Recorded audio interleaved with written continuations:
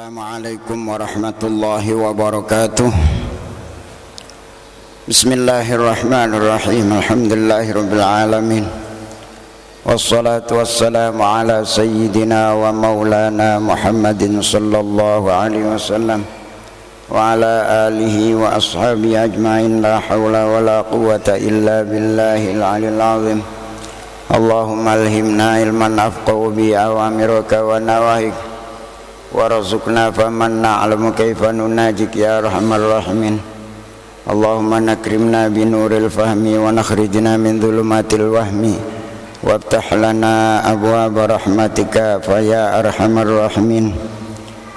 Wa bisanadil muttasila hadrati ma'alifi hadzal kitab syaulillahi lahumul fatihah. Bismillahirrahmanirrahim. Alhamdulillahirabbil alamin arrahmanir rahim maliki yaumiddin. Iyyaka na'budu wa iyyaka nasta'in ihdinas siratal mustaqim siratal ladzina an'amta 'alaihim ghairil maghdubi 'alaihim waladdallin. Amin. Jamaah yang dimuliakan oleh Allah, alhamdulillah kita masih diberikan kesempatan oleh Allah untuk kita sama-sama ta'lim.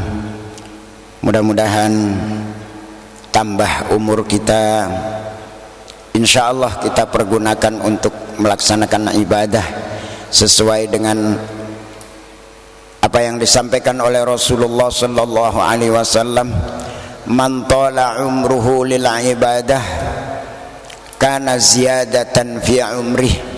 Barang siapa diberikan umur panjang oleh Allah, diperbuat untuk ibadah, maka umur itu akan menjadi berkah, akan menjadi tambah umur kita. Mudah-mudahan apa yang disampaikan oleh Rasulullah kita sekalian menjadi ahlinya, amin ya rabbal alamin.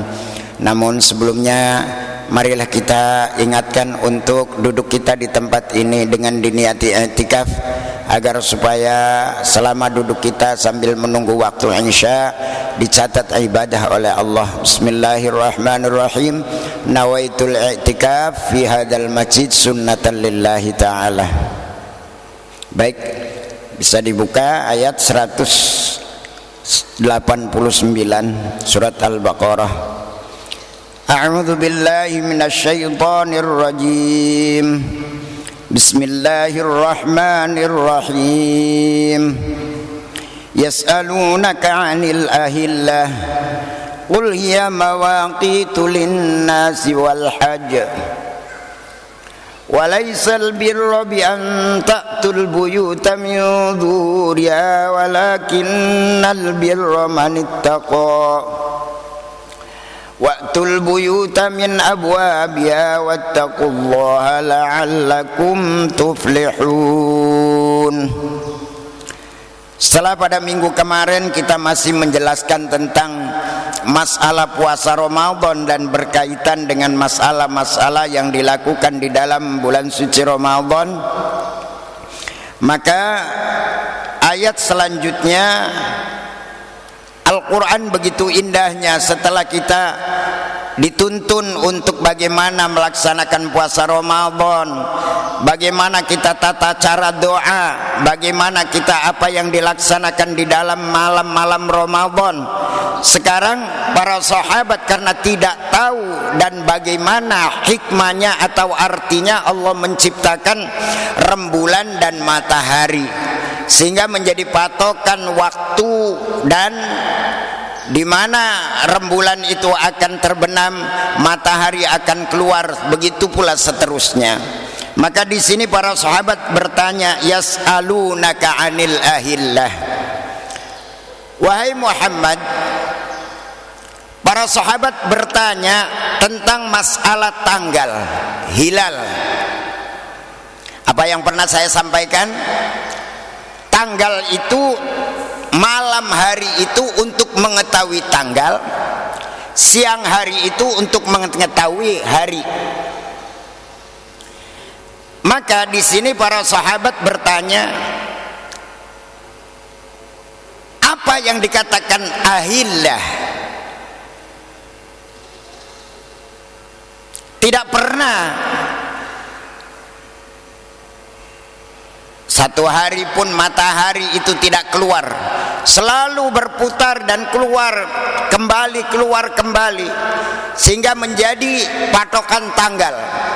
Ditanya oleh Rasulullah, Rasulullah ditanya oleh para sahabat, yas'alunaka 'anil ahillah, qul hiya mawaqitu linnasi wal hajj. Nabi Muhammad sampaikan kepada para sahabat, tanggal itu gunanya adalah untuk mengetahui waktu dan musim-musim haji. Di sini bisa kita ambil kesimpulan bahwa Allah Subhanahu wa taala membicarakan tentang mawaqit, di mana waktu itu akan memuat zaman. Zaman itu memuat tahun. Tahun itu memuat bulan, bulan itu memuat minggu, minggu ada hari, hari ada jam. Maka seringkali Rasulullah mengingatkan kepada kita, al-waktu kas-saif, jangan bermain-main dengan waktu, karena waktu itu ibarat pedang. Barang siapa yang lengah terhadap waktu, di situ akan waktu kita terhambur. Bayangkan kita hitung dari pagi sampai sore ini, kalau kita hitung secara matematik, coba mana yang paling banyak, apakah berbuat baik atau berbuat jelek? Ini waktu ya. Nah, kemudian waktu itu ada kalanya yang berbarengan dengan zaman, waktu itu berbarengan dengan tempat, ada tempat tidak berbarengan, ada waktu tidak berbarengan dengan tempat. Contoh, Allah Subhanahu wa taala menyampaikan perintah puasa. Ya ayyuhalladzina amanu kutiba alaikumussyam kama kutiba alal ladzina min qablikum. Ada waktu kewajiban puasa, di mana tempat itu melaksanakan puasa semua. Tidak ada di Eropa, Asia, Afrika, Amerika. Umat Islam puasa semua. Ini namanya waktu yang berbarengan dengan tempat. Di mana tempat umat Muslim, di situ melaksanakan puasa. Ada kalanya waktu yang tidak berbarengan dengan tempat. Loh, ada kalanya waktu tidak berbarengan dengan tempat. Mana? Al-hajju ashhurum ma'lumat, faman farada fihinnal hajja fala rafatha wala fusuqa wala jidal.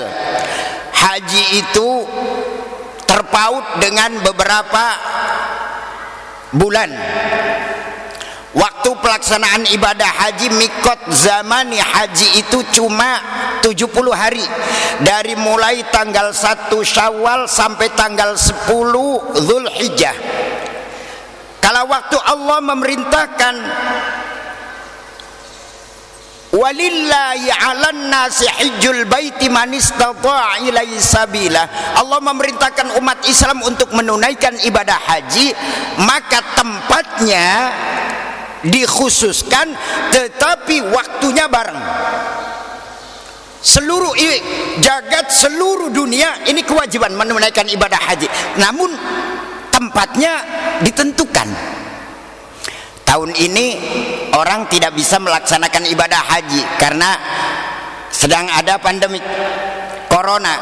Bolehkah tempatnya dipindah? Kita buat sendiri di depan Ka'bah-Ka'bahan, tawaf di situ, wukufnya dicari di mana? Oh, tidak bisa. Allah menentukan. Sahabat bertanya kepada Rasulullah yang berkaitan dengan masalah waktu. Waktu itu gunanya apa? Tanggal itu gunanya apa? Qul hiya mawaqitu linnas. Tanggal itu untuk mengetahui waktu, mana siang, mana malam, mana di permulaan kita melaksanakan sholat dan mana akhir melaksanakan sholat. Waktu zuhur itu berkaitan dengan masalah ahillah, dengan tanggal. Waktu zuhur dimulai dari tergelincirnya matahari ke arah barat sampai kepada bayangan itu sama. Kalau waktu matahari sudah ada di arah barat, Hal ini penentuannya daripada ahillah, daripada putaran matahari. Maka saya tidak bosan-bosan menjelaskan matahari itu untuk mengetahui hari, rembulan untuk mengetahui tanggal. Sampean kewajiban melaksanakan puasa itu bukan dari siang, dari malam.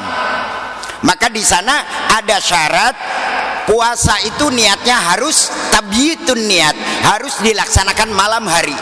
Karena apa? Diketahui tanggal satunya itu malam, bukan siang. Nah, di sini artinya ahillah adalah untuk mengetahui waktu. Sedangkan waktu itu memuat beberapa hal. Ada waktu tahun, ada waktu bulan, ada waktu minggu, ada waktu hari, ada waktu jam. Jam kemarin dan jam sekarang berbeda. Hari kemarin dan hari sekarang berbeda. Maka di sini Rasulullah seringkali mengingatkan kepada kita, hai umatku, jangan bermain-main dengan waktu. Jangan kamu sia-siakan waktu yang diberikan oleh Allah lepas daripada perbuatan ibadah. Ada orang yang seringkali menggampangkan, memudahkan tentang waktu. Pak, ayo pak sembayang, lang kobela bak habis tua. Ini bermain-main dengan waktu. Orang ini, kata Rasulullah, al-waktu kasayf, waktu itu bagaikan pedang. Apabila kita lengah, maka akan terpotong dengan pedang. Penyesalan itu tidak ada hentinya. Subhanallah, subhanallah. Nah, maka di sini harus kita ketahui bahwa kenapa Allah merangkumkan qul hiya mawaqitu linnas wal hajj. Ahillah, tanggal itu adalah untuk mengetahui waktu dan pelaksanaan ibadah haji. Karena ada waktu yang berkaitan dengan tempat, ada waktu yang tidak berkaitan dengan tempat. Contoh, begitu diwajibkan puasa, seluruh puasa semua, walaupun berbeda waktunya. Kita di sini malam, Amerika pagi. Kita di sini habis maghrib, mungkin teman-teman kita yang ada di Sulawesi sudah isya, bahkan sudah jam 8 lebih. Inilah waktu bergeser. Kemudian waktu ini ada yang berbarengan dengan tempat. Mana? Haji. Haji tidak boleh dilakukan di tempat yang lain. Bahkan kemarin-kemarin agak viral di medsos bahwa janganlah kamu pergi ke Arab sana, itu memberi makan terhadap orang Arab. Haji itu cuma lari-lari, lempar-lemparan, mubang-mubang. Ini pendapatnya orang-orang yang tidak tahu hikmahnya, orang yang sedang menunaikan ibadah haji. Rasulullah menganjurkan barang siapa yang diberikan kejembaran rizki, agendakan haji itu 5 tahun sekali. Karena apa? Karena di dalam haji itu ada sesuatu yang harus kita cari. Apa sesuatunya? Ada dosa yang tidak akan Allah mengampuni dosa itu kecuali orang itu ada di Arafah. Likulli dzambin dzunubah la yukaffiruha illa fi Arafah. Ada dosa yang tidak akan diampuni oleh Allah kecuali orang itu wukuf di Arafah. Subhanallah. Jadi kalau kita simpulkan, manusia itu diampuni oleh Allah pertama, ya, bersihnya manusia itu pertama baru lahir. Diberikan kesempatan untuk adaptasi dengan dunia ini. Dari mulai lahir ada yang sampai 9 tahun baru baligh.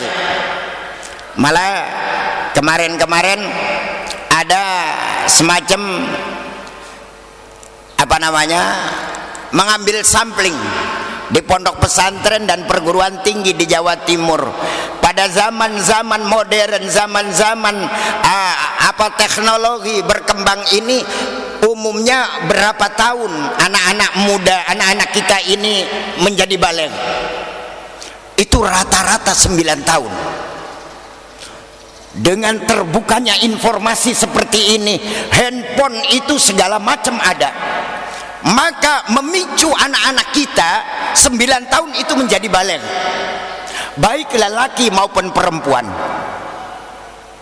Coba lihat, anak-anak itu baligh pertama wanita apabila memasuki 9 tahun dengan hitungan Qamariyah. Ini punten, orang tua harus ingat apabila anaknya lahir itu dihitung bulan Qamariyahnya. Apa bulan Qamariyah? Bulan Hijriyah. Karena apabila anak itu mengeluarkan darah menstruasi kurang 16 hari dalam hitungan bulan, dalam hitungan tahun Qamariyah, maka anak itu sudah termasuk baligh. Tapi dihitungnya dengan bulan, dengan tahun Qamariyah, bukan tahun Masehi, bukan tahun Masehi, bukan, dari tahun Hijriyah. Dah, kalau 9 tahun, coba ukuran anak kita tamat SD, ya 9 tahun ya, SD, subhanallah, bahkan belum tamat SD kan, baru kelas 4 ya, kelas 4 SD itu sudah baligh, sudah mengerti, sudah dewasa. Karena kalau sudah baligh berarti sudah mukallaf, wajib melaksanakan sholat, lepas daripada tanggung jawabnya orang tua. Yang kedua, masuk umur 10 tahun apabila mimpi mengeluarkan air. Ini 10 tahun. Maksimalnya 15 tahun apabila tidak mimpi, tidak mengeluarkan darah menstruasi. 15 tahun batas anak ini mukallaf. Maka di sini orang tua lepas kewajibannya, cuman mengingatkan, sholat belum.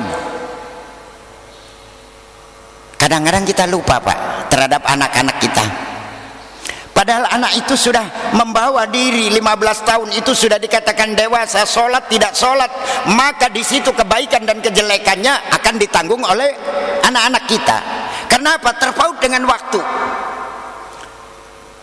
Inilah ahillah, inilah waktu yang ditentukan oleh Allah Subhanahu wa ta'ala.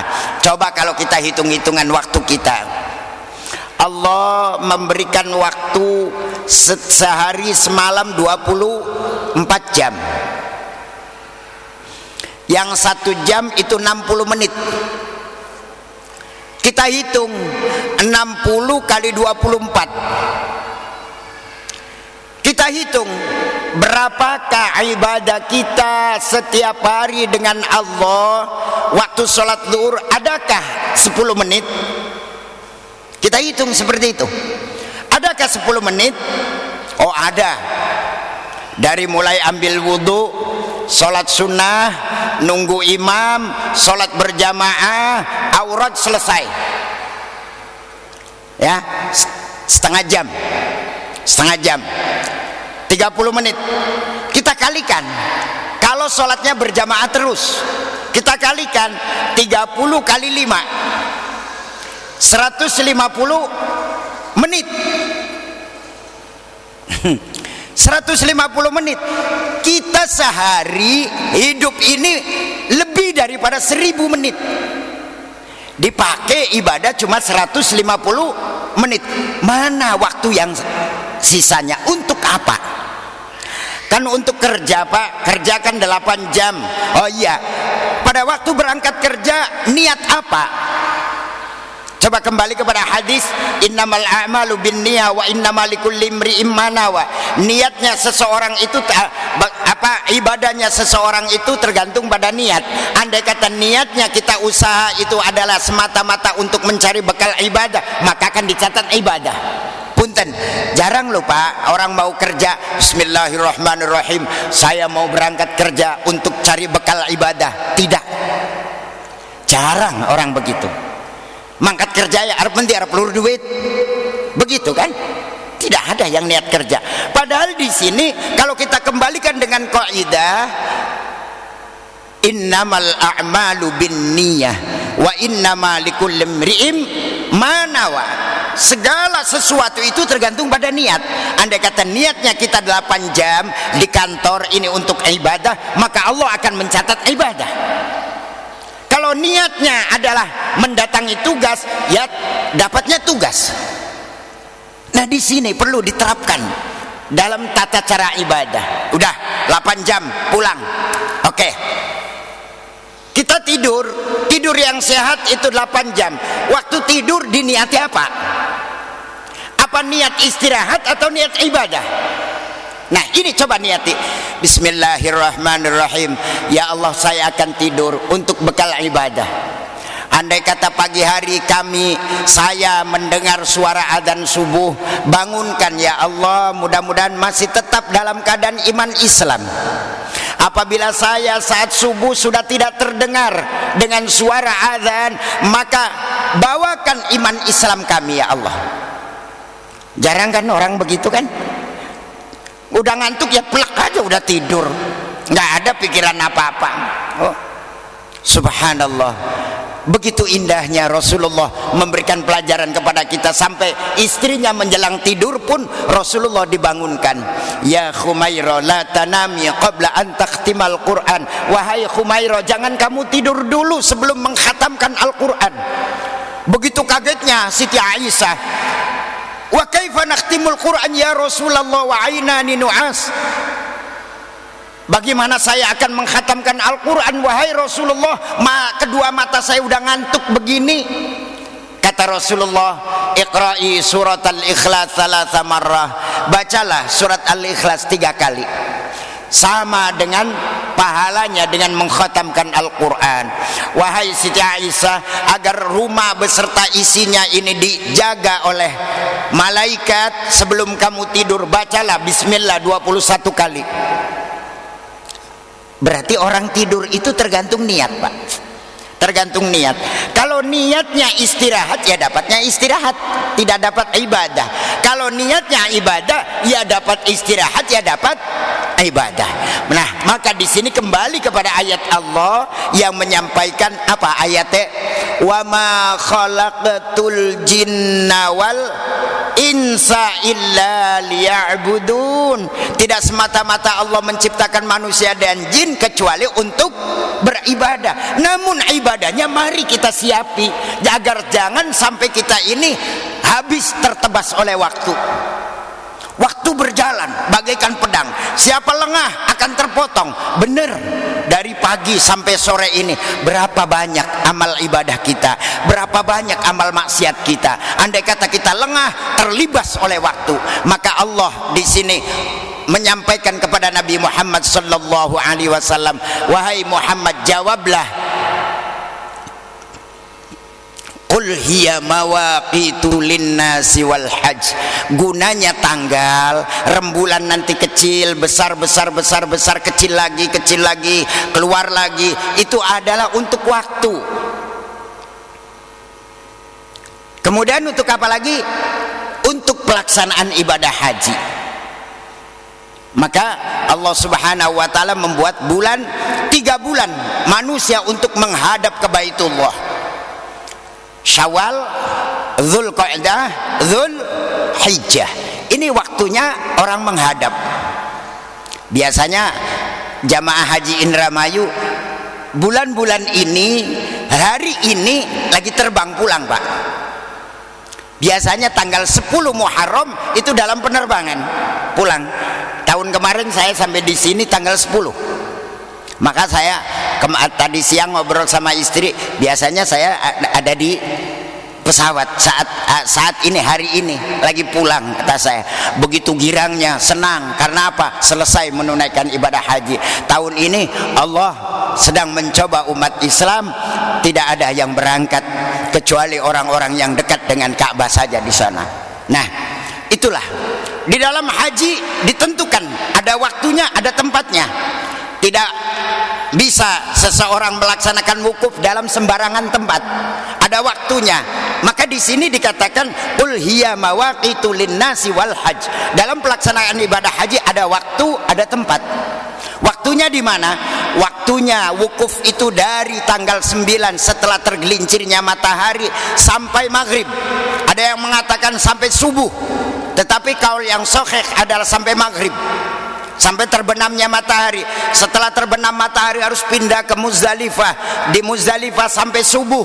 Habis subuh langsung saat matahari itu naik, waktunya melaksanakan duha, diperbolehkan untuk balang jumroh Aqobah. Selesai balang jumroh Aqobah, kapan lagi balang jumroh Aqobah? Nanti yaumut tasyrik, baru setelah zuhur diperbolehkan untuk melaksanakan ula wusto Aqobah tanggal 11. Namun sayang, banyak jamaah haji malam ini balang jumroh Aqobah, ya, siang pagi ini balang jumroh Aqobah, malamnya 11 balang lagi ula wusto Aqobah. Ini waktu apa sebenarnya?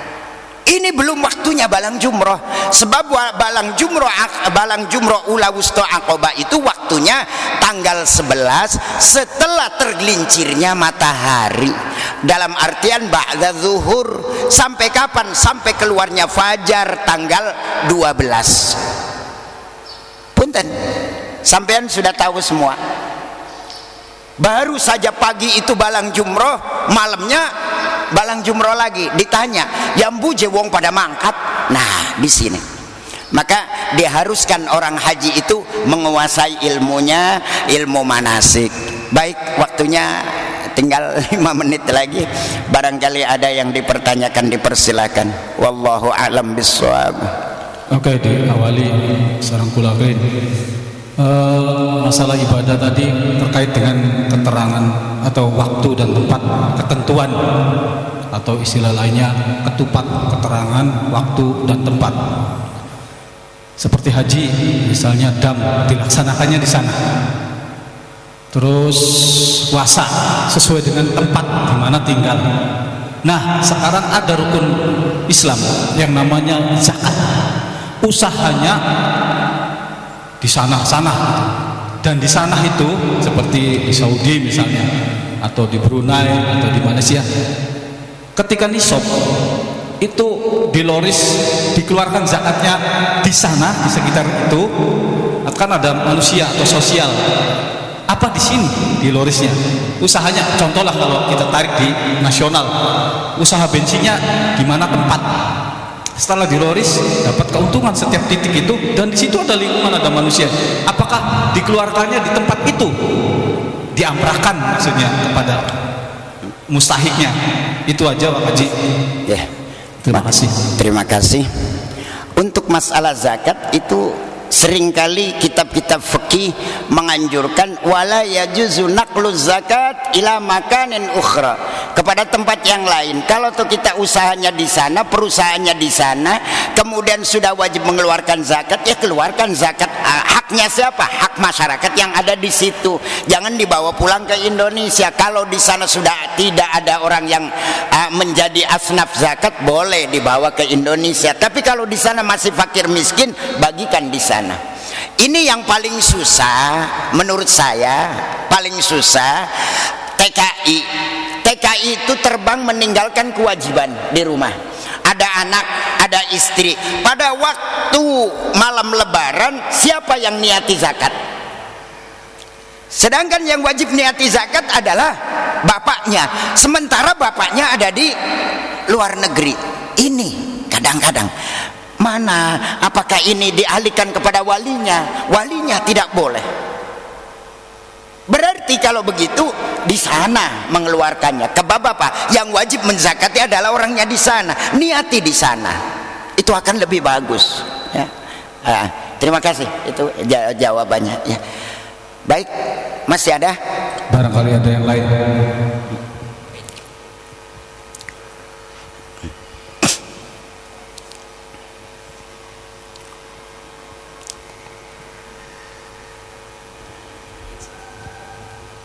Terima kasih.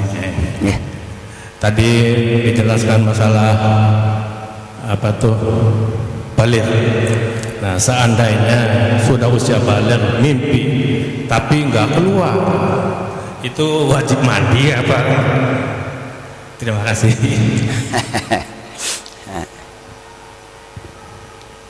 Baik. Jadi begini, ada dua kaul di dalam mimpi. Mimpi itu karena maaf saya ngomong agak vulgar. Kalau mimpi itu merasakan enaknya keluar, walaupun di situ tidak nyata-nyata ada bentuknya, maka wajib mandi. Tetapi ada yang mimpi tidak keluar, maka tidak wajib mandi. Ada yang seperti itu. Nah, adapun masalah yang mimpi itu muda atau sudah kadaluarsa, sudah tua, tetap sama wajib mandinya. Ya. Jadi kalau apakah orang sudah tua itu tidak pernah begitu? Tetap Allah Ta'ala memberikan keistimewaan kepada orang tua. Maaf, seringkali ini jadi ngomongnya nggak apa-apa ya. Ini masalah hukum lah, masalah hukum ya. Kenapa sekarang ini banyak sekali orang tentang masalah mencari? Maaf, ada yang cara madu, ada yang cara obat-obatan yang dijual di pinggir-pinggir jalan itu. Kata saya, orang ini tidak sadar bahwa Rasulullah menganjurkan, siapa saja yang syahwatnya supaya kuat, jangan lupa setelah mengeluarkan air, siramlah dengan air. Artinya apa? Kalau sampean ini syahwatnya akan kuat, sehabis mengeluarkan air cepat mandi, itu akan bangkit kembali. Ini jarang. Kita ketemu dengan istri malam hari, mandinya subuh. Ya sudah, tidak ada kekuatan apa-apa. Ini Rasulullah menganjurkan seperti itu. Al-ma'u bil ma', air itu obatnya air. Dicoba. Itu resep jitu, Pak. Tidak usah pakai obat-obatan lagi. Itu resep jitu yang begitu. Kalau habis selesai mandi itu akan kembali kekuatan kita. Ini sampai cari obat yang mahal-mahal, buat apa? Rasulullah sudah menganjurkan seperti itu. Ya, jadi begitu Kang Haji ya. Masalah-masalah dengan berkaitan dengan masalah balik. Yang paling susah itu adalah anak yang merasa sudah balik. Ini susah ya. Karena apa? Balik itu bukan dirasakan oleh orang lain. Cuman kita melihat tanda-tandanya saja. Anak itu tidak lepas dari kaca, sudah mulai berpakaian yang macam-macam, itu tanda-tandanya mulai balik. Kalau dulu ada tahapan yang namanya, kata orang Jawa, ada berak batok. Berak batok tuh orang yang selalu berdandan rapih, itu menginjak balik. Tapi sekarang setelah diteliti, rata-rata anak zaman sekarang ini baliknya ada di 9 tahun, Pak. Masya Allah, kalau 9 tahun SD saja belum selesai. Allahu Akbar. Jadi orang tua harus benar-benar menanamkan, setelah anak itu dikhitan, wajib anak itu dibawa ke masjid untuk dididik sholat sesuai dengan anjuran Rasulullah, adibu auladakum bis shalah idza balagha sab'an sinin. Didiklah anak-anak kita untuk melaksanakan sholat andai kata sudah masuk umur 7 tahun. Fadribu wa idza balagha 10 sinin fadribu ghaira mubarrah. Andai kata sudah memasuki umur 10 tahun, boleh dipukul dengan pukulan yang tidak membahayakan, dengan kata-kata, dengan diberikan ajaran, akan tidak diberikan jajan. Itu seperti itu didikannya. Baik, waktunya sudah habis. Mudah-mudahan apa yang saya sampaikan ada manfaatnya, kurang dan lebihnya mohon maaf. Wa ufawwidu amri ilallah wallahul muwaffiq ila aqwamit thoriq. Wassalamualaikum warahmatullahi wabarakatuh.